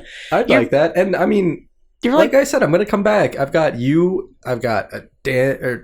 You're Dandy. She's like Dandy's like a little teary right now. I've got you, Louisa. I've got Captain Punch. And if you have a baby, I gotta be the weird uncle. Exactly. No, man, I love you, Ernest. You're like kind of the only brother I got left. I love you too, Dandy. The last year has been really, really great, and I don't think I would have rather fought demons with anybody else. No, I feel the same way. Ernest is going to give you a big old southern hug. Dandy, I mean, well, no, I was going to say we're the same height. Dandy attempts to sweep you off your feet, but we're the same amount of feet, so it just kind of ends up being like a really, like, I think like the two of them are like power squeezing each other, trying to be like out hug the other two. Are we crushing Captain Punch? No, we put him on the floor. Just like gently put him down and then like fucking like, just wrestle each other in the hallway. Like, I love you! Just so aggressively. Knock over the plant. The plant explodes. More. The plant just catches on fire. So yeah, after this hug, he's gonna give Captain Punch a little hug too. Mm-hmm. And he's just like, I'm gonna miss you, bud, but I'll be back, and you be good for your aunties. Just be good, okay? No crazy shenanigans for right now. Okay, Dad. Mild shenanigans only, please. Okay, mild shenanigans. All right, Ernest. Danny gives you a small boy hug. Kisses you on the cheek, and she's like, "You be safe, okay? Just please don't be the world's stupidest person. All right, I have the utmost faith. You have intelligence left within you, bud. Some of it, yeah. I mean, I do have a doctorate. Oh, you do. You fucking do. All right, Dandy. Well, I'm gonna boop out of here now. But I'm gonna miss you. I'll see you soon. All right. If you have anything that like you want to pass along or anything like Stolas, you can probably talk through Stolas to talk to me. Yeah, give Louisa a hug for me too. I will. Okay. All right. Be safe. You too. And he boops out.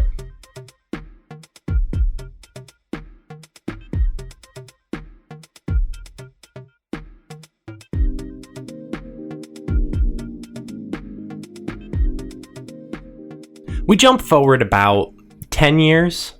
Like 8 to 10 years. We jump forward somewhere between 8 to 10 years. You, the viewer, can figure out exactly how long. And Dandy. It's been a wild ride. You and Louisa took some wonderful, much-needed, much-deserved time off. But eventually settled back into the routine of the hotel business. Mm-hmm. What has Dandy been doing? Has she been more relaxed? Has she been pursuing a career in anything? Well, yes and no. Dandy, after like the adventures of everything and stuff, doesn't necessarily want to solve big stuff anymore, and she sort of moved past her dreams of solving murders. After seeing everything she'd seen, it was that's a little too much. But she's also not super duper cut out for the hotel either. Louisa and Howie, so Louisa especially, are very good with the customers and greeting people, and Howie's a great mind for business. Dandy just isn't. Like, Dandy's not stupid, but she's also, after spending so much time with Ernest, just developed a truly bizarre sense of humor and habits that, I mean, if you spend enough time with her, doesn't matter, but when it comes to being professional, just not up to snuff. So things have been quiet for her. She still can do some light PI stuff, look for missing people in town, look into secrets and stuff, but nothing after everything that went down, nothing she ever truly got passionate for again. So, she reads, she hangs out in the lobby, helps what she can, fixing stuff up in the, just the hotel, traveling with Louisa if need be, but she's just bored. It's weird being like in your 30s, married for like 8 to 10 years now, and just still having it just be the two of you. Yeah. And so we jump into this point in Dandy's life where she kind of wants more. Yeah. We've spent a lot of time talking about how exactly this goes down, run through some rough takes, trying to figure out exactly how this all happens. Mm-hmm. So why don't you set the scene? All right. So this is something Dandy thought about for a while. Between the business and, what time they do have for their life, Louisa's pretty busy. So Dandy has been very nervous about bringing up, the prospect of having a baby, or adopting a baby anyway. Because if Louisa doesn't want that, Dandy wouldn't want to stick something on her that she wasn't ready or willing for, especially, a child, because that's something that she would want them to do together as partners. Not like, Dandy wants a baby, so she's gonna force one on her. So that first conversation where she just wants to ask if she'd even want kids at this point, because for some reason it's been this long and they've never really talked about it. It just hasn't been a step that they were, ready to take. But Dandy, without Ernest, Harvey, or anyone else really, Howie wouldn't exactly. I don't even think Howie would want to have a conversation about children. I think she'd be like, whoa, ooh. So with pretty much nowhere else to turn in terms of advice, Dandy sets up like a tea time with Stolas because she just wants someone to talk this out with. Is tea time with Stolas like a weekly or monthly thing that Dandy does? That's definitely a weekly thing. It's definitely a weekly thing because Stolas is kind of the only one who really knows where Ernest is 24/7, and with Harvey being dead and Jimmy James not even an option, it's nice to catch up with Stolas, who kind of knows what's going on with the rest of her friends, and also just him. So that she's not completely reliant on Howie and Louisa for, like affection or for just friendship in general. So I think a nice weekly conversation between her and Stolas is something that they both really enjoy. Yeah, it's something to look forward to. It's Tuesday afternoons. Stolas hops into the conversation and says, I don't really drink tea. Wait, what? Yeah, like, I have no problem sitting here. I know, like, you make your tea and it's like a whole spectacle. Stolas, we've been doing this for like 8 years. Yeah, no. What are you doing? I don't hate tea, but, it's hard to get down here. It's a hassle. What's on your mind this week? Man, I don't even know where to start with this. I want a baby. Oh, I want to have a baby. I want to adopt a child. I didn't always think I could be a mom because of what happened with my family and everything like that.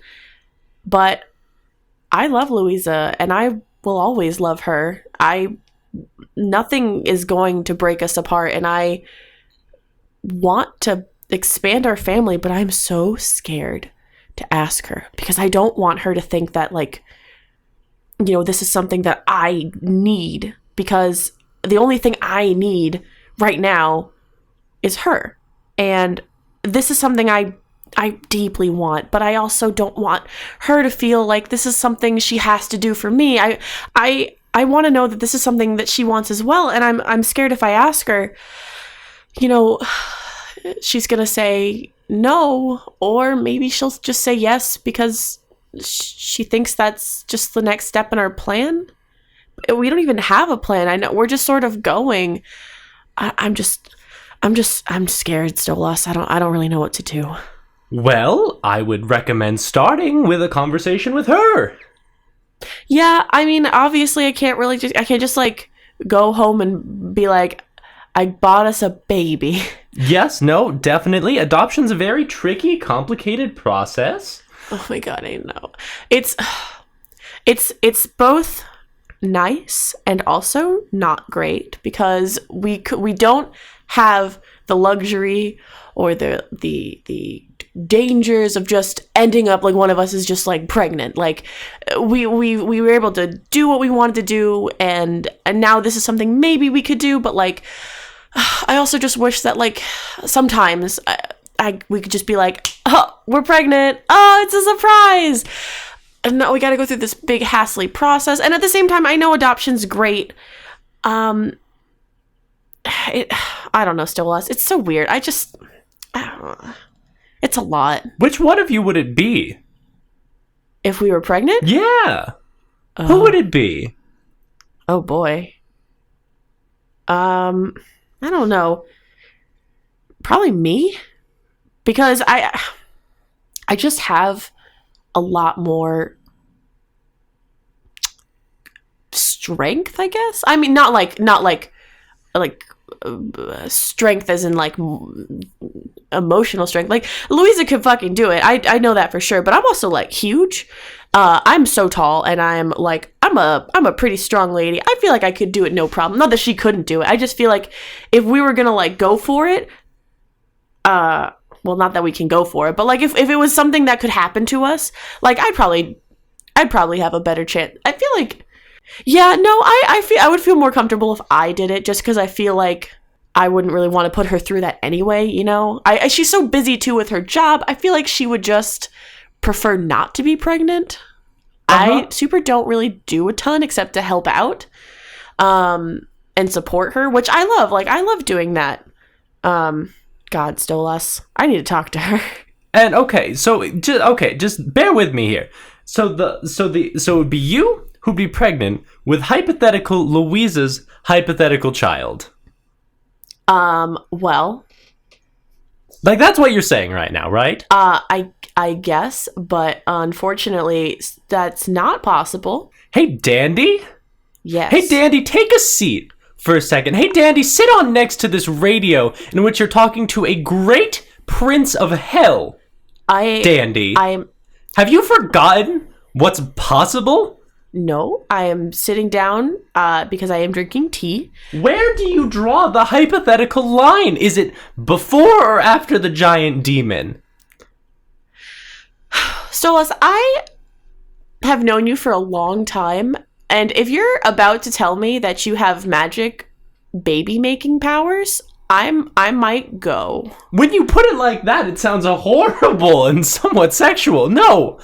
What I'm talking about is a pretty simple sort of...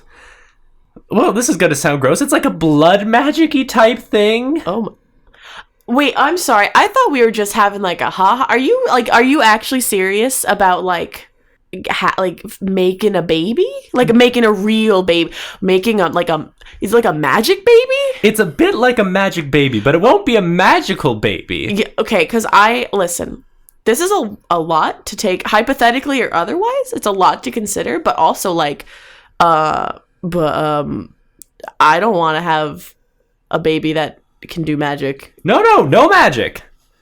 That would be so much. It'll be a super baby, immune to magic, if anything. Well, that is nice, because magic is scary. Really? Yes. Like, a little bit. Like, this is neat, but also, like, oh my god. Listen, say the word, we'll make it happen. Magic baby. I feel like if I went up to Louisa and told her I was magically pregnant, she wouldn't believe me. Well, maybe you should magically tell her first. Oh my god. So wait, before I even go bring this to her, let me get this straight. This is definitely something you can do, that is definitely something that is safe? Yes. You don't sound 100% sure. I've known you for a long time. Okay, it's never exactly been tried before, but I'm confident in it. Have I ever let you... Don't answer that, actually, never mind. Have you let me down since that one time you let me down? No. Yeah. Okay. Is this crazy? Yes. Listen, would you mind if I boop on out of here early? to go have a conversation. Yeah, please, by all means, you know where to find me. Okay, bye. And she hangs up, and she for a minute, I think she just sort of sits there and stares off into the wall, just like, oh my god. And then she sort of books it down the stairs to where she assumes Louisa's probably in the lobby or in her office, wherever. Yeah, you find her in her office. She busts in, like, doesn't even bother to knock. She just kind of busts in. Hi. Hello?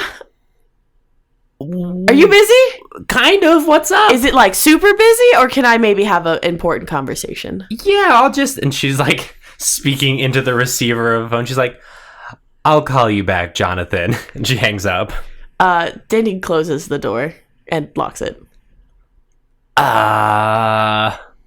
Hey. Did Ernest set something on fire again? No. Oh my god, I'm gonna sit down. I've been trying to think of a way to have this conversation for, like, a while. Louisa, do you, oh my god, do you want kids? Like, adoption? Yeah, is that something you're interested in? I mean, it really was, and I was talking to Stolas just now about how to broach it, because I didn't want you to feel pressured into, like, getting it, like, adopting a baby or anything like that. I wanted it to be something we wanted to do. And then I just happened to offhandedly mention that it would just kind of be easier if we could just have our own, which, you know, would assume not possible. But, Stolas told me we could have our own baby. What? Wait, what? What? Like, what? Like our baby. Like it's both of ours. Like a real magic baby. That's not magical. I double checked on that. A real magic, not magic like baby. It, like the baby is, like, I assume formatted magically, but, like, it's not gonna, like, we won't, like, have a baby and it is like a magical baby. She stands up and sort of places an arm on the desk. Dandy is, like, pale. And she looks at you and says, is this something you want? Kind of. I mean, like, I never really thought I'd be having kids in the first place, and when I was talking to him about, you know, broaching adoption, I it's so much to deal with, and I never even got to consider, you know, having our own. And when he suggested it, at first I was like, oh my god, and then I really thought about it for a minute, and it's like, wow, if it could happen, like, wow, is that weird? She walks over to you and places a hand on yours and says, do you trust Stolas to do this? Yeah, I do. She gives you a smile that is both filled with a lot of warmth and just a tad of nervousness. And she says, we've been through worse, huh? We have certainly been through worse. We have been through so much together. Is this something that you want? Like, not even this whole magic thing, like a child. Is that something you want? And you can say no. It's okay. No, you should do it. Yeah? Yeah. I've been so busy. This would be good for us. Yeah. Oh my god. I was so nervous. I'm so really nervous. Yeah, same. But I guess we can talk to Stolas and we can figure it out somehow. Together. Yeah. Oh my god.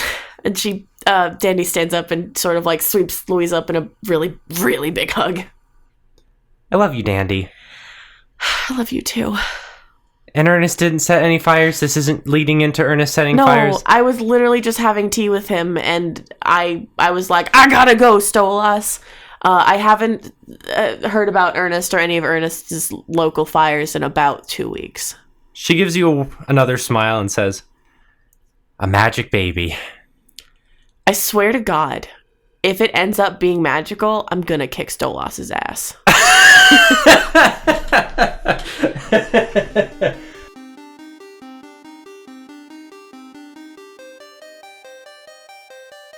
Sabrina Beauvoir Oh, God.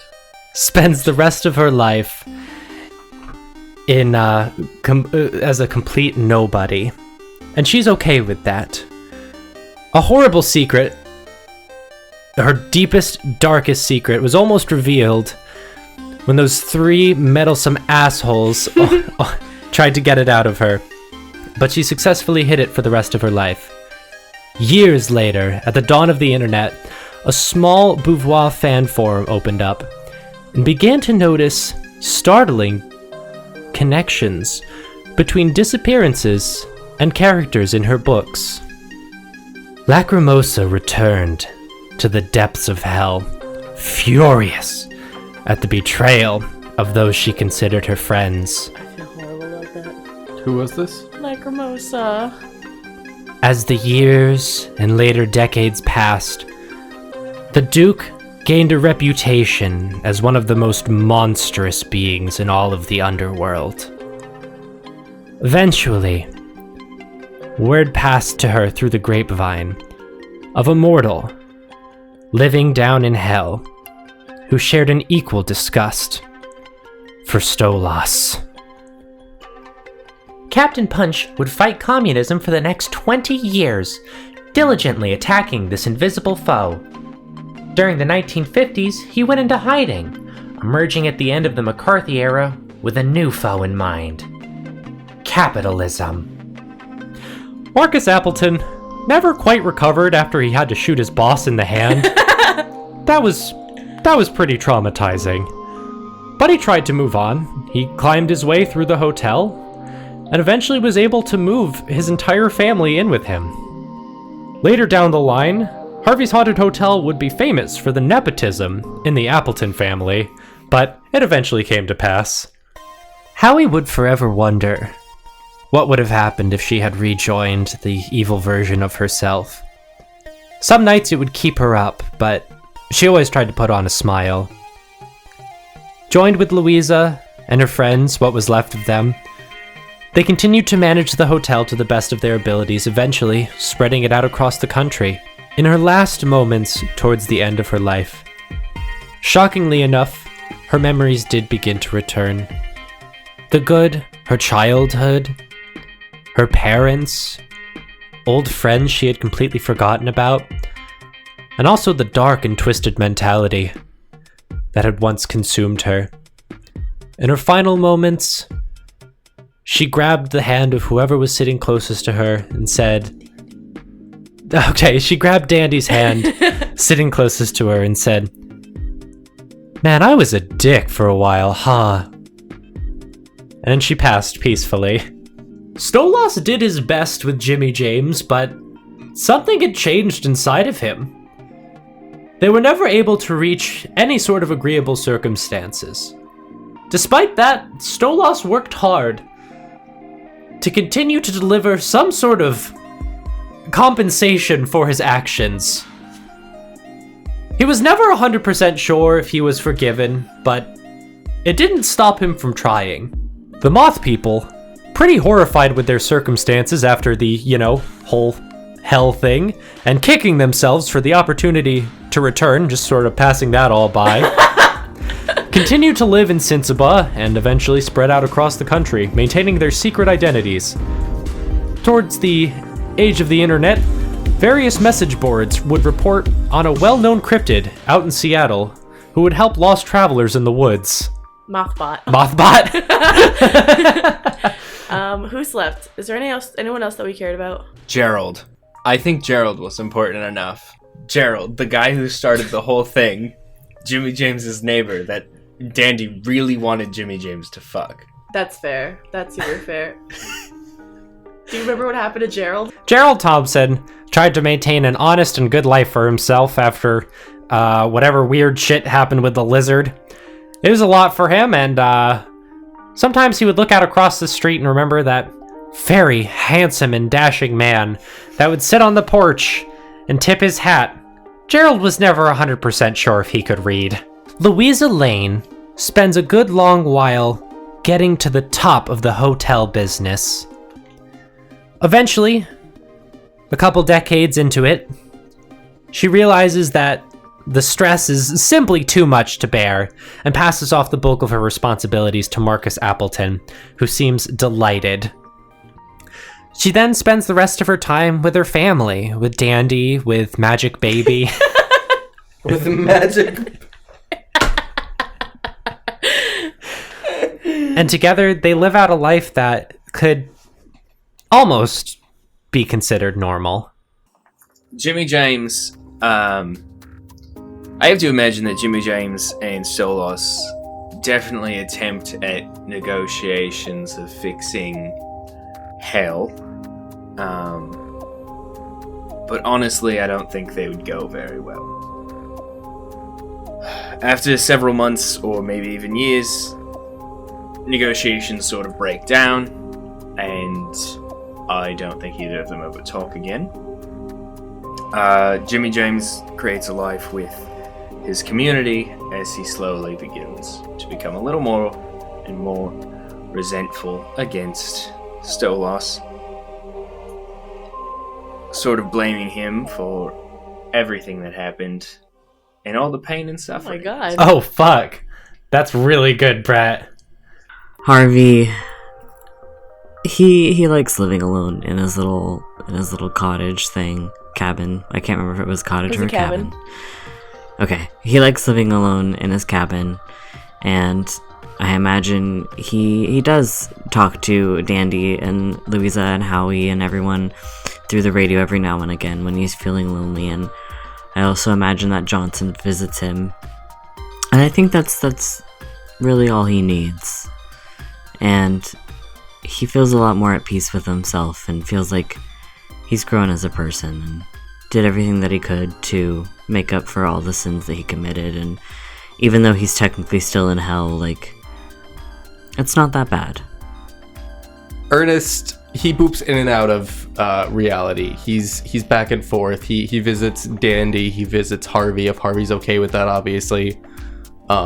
Wait, no, because you can't go to hell unless you're dead. Well, okay, so Harvey's in hell. Anyway, so he visits Dandy, Louisa, everybody, Marcus, from time to time. I like to think that he boops in every once in a while to freak out Scooblop. And then one day he's like, Scooblop, do you want to just get a cup of coffee, just for old time's sake? And I'd like to think they get a cup of coffee. They call it a truce. After like 15 years of this, maybe.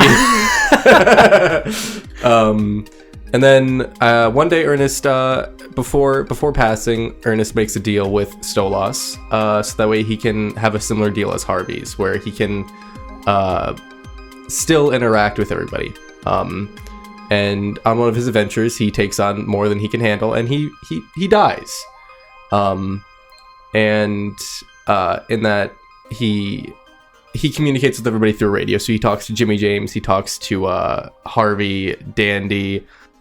Jesus. What deal does he make with what deal does he make with Stolas? Ernest definitely goes to hell, obviously. Mm-hmm. He's killed a few people, he's done some bad things in his life, so he's probably like not in like the worst part of hell. Well, I mean, you also have Stolas on your side, so like I'm pretty sure that when Ernest kicks the bucket, Stolas can intervene like he did with Harvey. Yeah, so something like that. Maybe he's like, he has a bar. Mm-hmm. He has his own little bar / photography studio in hell. That's actually really cute. And he gets demons and deceased people alike in his bar every once in a while. And he also takes photos. And you know what? In the afterlife, he's real good at taking photos. And that's Ernest. That's Ernest's story. That's cute. I forgot to mention Gertie. Yeah, oh shit, I was gonna ask about that. Do you mind, Max, if I just sure. real quick? So Ernest obviously him and Gertie can't maintain a relationship after he boops out, and he's just kind of in and out. So they call it quits, but I think they also remain friends. They communicate through radio once in a while to see how they're doing. I'd like to think that Gertie like moves on and makes a life for herself. Yeah, for sure. Yeah. And Ernest, they love each other, you know, as friends. They're very close friends throughout the rest of their life. Hell yeah. Dandy is content for a little while after everything goes down. She does low-key end up losing most of her friends, but she has her wife, she has Howie, and for a while, that's all she really needs. She's happy, but eventually Dandy wants more, and she finds it when Stolas helps her and Louisa have a magic fucking baby. And that is a lot. And I don't think she enjoyed that, being pregnant. So they don't do that again. They do end up adopting more children down the line, though. And, you know, Dandy really enjoys being a mother and, you know, being a partner to Louisa. They spend a lot of time with their kids and making sure they grow up happy and healthy and just, you know, doing whatever they do as a family. I think that's everyone. Yeah, I'm trying to think of... I mean, we can always edit... Commissioner! No, we already know about him. He's helping Mothman. people. Yeah, he's Mothbot in the woods. Oh, okay. Well, I guess that's it for season 1. Shit. I feel weird. Yeah. Yeah. I fuck. Oh my god. I fuck.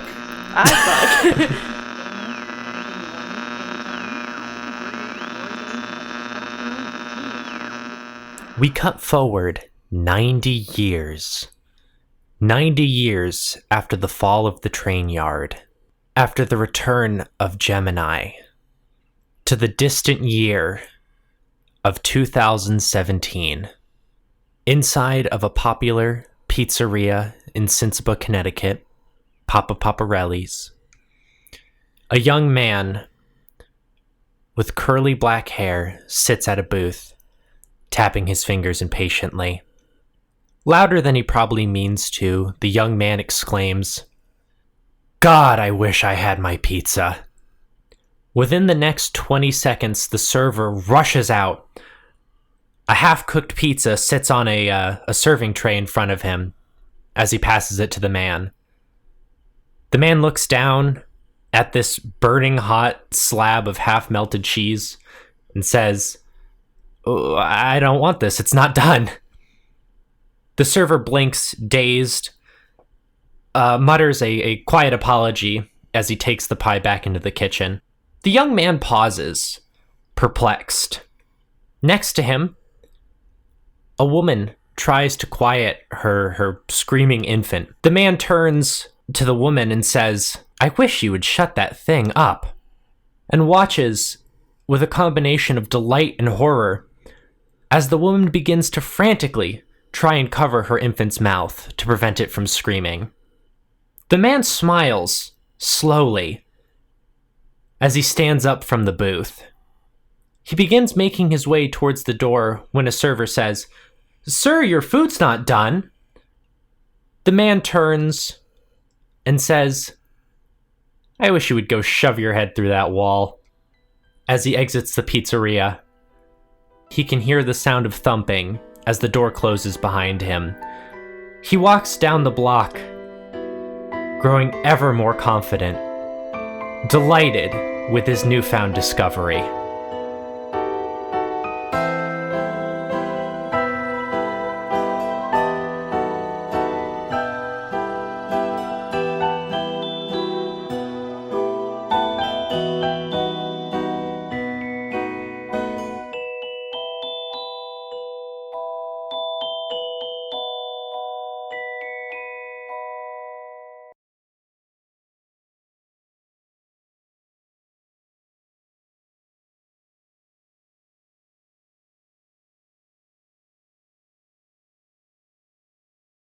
Sal, do you have yours?